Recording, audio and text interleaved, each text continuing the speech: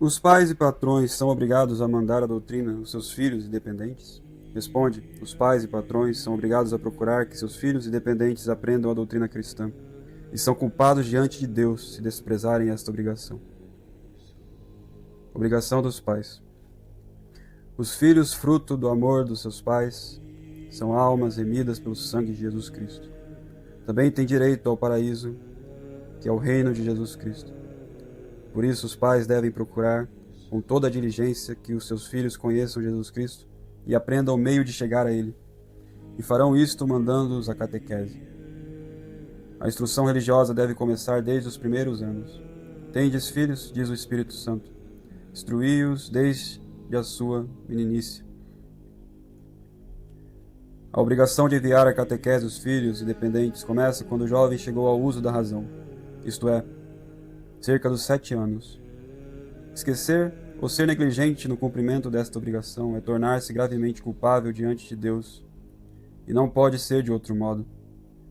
Os pais, com o santo batismo, fazem nascer seus filhos para a vida da graça, abandonando-os depois, não lhes dando instrução religiosa, deixam-nos murchar na fé, como sem remédio se murcha uma flor que não se rega.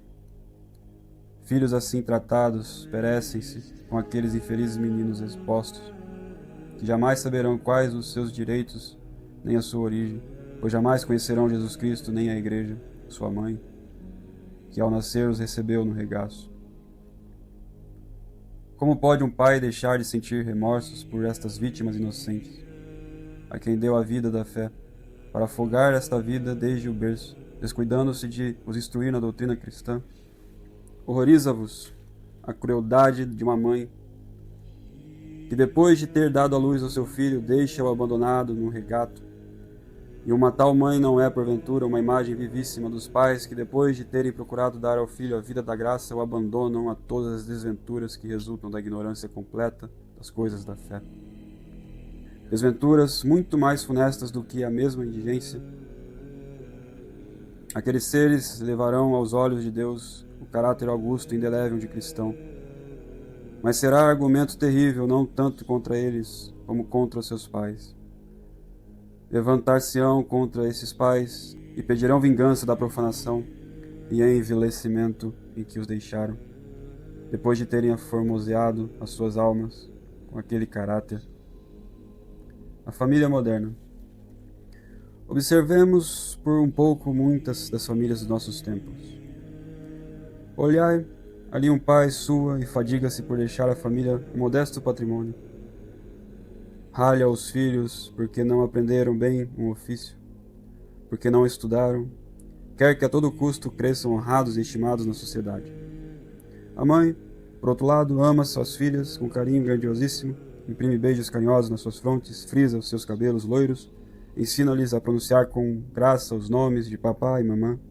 Quando maiores, quer que aprendam as letras, saibam dançar com desenvoltura e elegância, e se destigam pelos seus trajes, e envida todos os esforços para ver se conseguem para elas uma feliz colação. Pobre pai, pobre mãe, de que servirá um dia aquele jovem uma rica herança, se o deixaram sem Jesus Cristo, visto que seu pai não tratou de ensinar-lhe a doutrina cristã? A terra é um vale de lágrimas, e quando a dor bate à porta de uma alma, as riquezas e as honras não lhe podem alcançar uma única gota de bálsamo que alivie o seu tormento. Só a religião pode então proporcionar-lhe consolações celestiais. E tu, mãe, que puseste todo o empenho em ensinar a sua filha a arte de agradar ao mundo, reflete que bem depressa os anos e as enfermidades apagarão a sua formosura, e o mundo a repelirá de si como um limão espremido. Então a tua filha andará em busca de paz que goza aquela virgenzinha no seu claustro, aquela pastorita na sua montanha, que não aprenderam a agradar ao mundo, mas conhecem a Deus e são conhecidas e amadas por Ele. Suspirará por aquela paz, mas não terá talvez esperança de encontrá-la, e amaldiçoará aquela que foi a causa das suas desordens e das suas culpas. Pais, e vós todos que ocupais o lugar de pai ou de mãe, abre de uma vez os olhos à luz da verdade, e não queirás ser cruéis contra o vosso sangue. Mais que riquezas e honras, deixai a vossos filhos e dependentes um patrimônio de instrução religiosa. Seja o vosso primeiro cuidado o ensinar-lhes a doutrina cristã. Levai-os vós mesmo à igreja, ao sacerdote, informai-vos se nas escolas que frequentam se ataca o Evangelho de Jesus Cristo, e só assim podereis tranquilamente fechar os olhos no dia da vossa morte. Obrigação dos amos. Mais uma palavra sobre a instrução que os amos devem dar aos seus criados. É preciso que os amos saibam que os criados têm outro Senhor a quem conhecer e servir, Jesus Cristo. Daqui vem a obrigação indispensável de fazê-los instruir na religião, de deixar-lhes tempo para poder assistir à catequese e cumprir as demais obrigações de cristãos.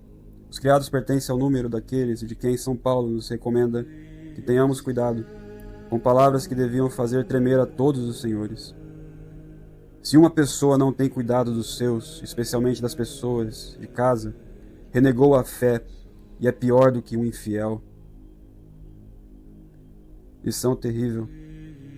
Uma cena dolorosa há poucos anos, acontecida em França, numa casa rica, poderá servir de lição a muitos pais que pouco ou nada cuidam de mandar seus filhos à catequese. Numa habitação espaçosa, ricamente mobiliada, a luz débil que penetra por uma janela entreaberta, divisa-se, deitado sobre um leito, um jovem extremamente pálido, a respiração dificultosa e entrecortada, os numerosos remédios que ali se encontravam, evidentemente mostram que está enfermo. Este não tem mais de 14 anos. O seu pai gloriou-se por uma infinidade de vezes de nunca o ter mandado à catequese e tê-lo educado perfeitamente sem o ensino cristão. A mãe do jovem, não obstante ser filha de pais cristãos, para não contrariar o marido, não tomou cuidado algum pelo seu querido Luizinho, e Luiz cresceu sem conhecimento de Deus. Ouviu alguma vez falar de Deus, mas para blasfemar o seu nome, da igreja, mas para caluniá-la, do sacerdote, mas para rir-se dele. Pelo seu engenho bastante precoce, Luiz já tinha feito grandes progressos nos estudos. Agora acha-se gravemente enfermo, e o médico, depois de ter esgotado tudo quanto a sua ciência lhe podia sugerir, manifestou ao pai que já não havia esperanças de cura e que talvez dentro de poucas horas seu filho falecesse. A mãe observa que Luiz piora a cada momento, que a febre se torna cada dia mais angustiosa, e inclinada sua cabeça junto do leito do moribundo, chora em silêncio. Quando a memória da antiga fé se desperta da sua mente e arranca como um sono profundo, fica espantada. Aquela fé recorda-lhe uma religião esquecida há tanto tempo. E com voz estrangulada pelos soluços, aproxima-se do marido e diz-lhe, angustiada: não seria conveniente chamar um sacerdote? Ao ouvir essas palavras, o marido perturba-se e, sem responder, sai para fora da alcova. A pobre mãe olha para o filho moribundo, vê a catástrofe iminente e, cheia, por fim, de remorsos, novamente se aproxima do esposo e diz-lhe corajosamente: permita-me que salve a vida do meu filho. Deixa que chame um sacerdote. A estas palavras, o marido ímpio comoveu-se e responde: faz como quiseres, mas que ninguém o saiba. Em seguida, mandam chamar um sacerdote. Enquanto o pai e a mãe, acariciando os loiros cabelos do filho, o beijam e suavemente lhe falam de uma vida além túmulo, de uma alma imortal, de um Deus, Pai de misericórdia, e excitam-no a orar. Ao princípio, o jovem permanece em silêncio. Depois, abrindo os olhos, fixa-os nos seus pais, e com voz débil e angustiosa, responde-lhes: mas quem é esse Deus? Onde está esse Deus a quem pela primeira vez me dizeis que ore? Por favor, não me fatigueis. Deixai-me em paz. Não posso falar. Sofro tanto. Os pais rompem em pranto, desejando ardentemente que o sacerdote chegue. Chega afinal o venerável ministro de Deus, e imediatamente introduzindo no quarto do jovem, o qual apenas o avista, exclama: lançai-o fora daqui, lançai-o fora, não quero vê-lo. Agita-se, estorce-se no leito, e deixando cair a sua cabeça loira, expira, afogado por um violento vômito de sangue. Eis aqui uma vítima da educação sem Deus, sem religião, sem estudo do catecismo.